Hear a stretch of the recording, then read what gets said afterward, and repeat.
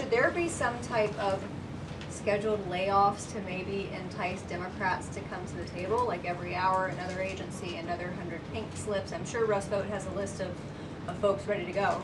Well, look, the Office of Management and Budget, as we've said repeatedly, is working with the agencies and our cabinet secretaries to identify where cuts unfortunately can and have to be made.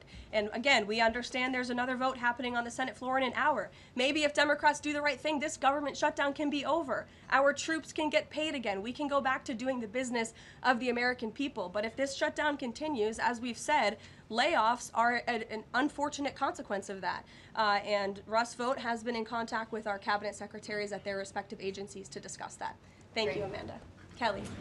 How would this administration define what makes a Democrat agency, which agencies, and what constitutes being a Democrat agency? I think this administration has been very clear, Kelly, that we're not going to tolerate waste, fraud, and abuse in our government.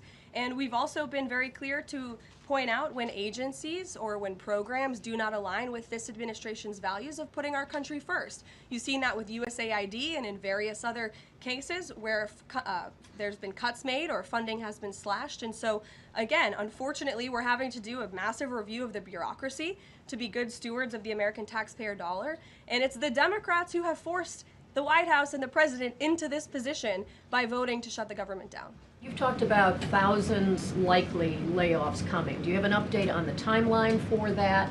How quickly, and if the government is restored to funding and back in operation, will that list of potential layoffs still be on the table? Look, as I just stated, the Office of Management and Budget is in constant communication and contact right now with our cabinet secretaries.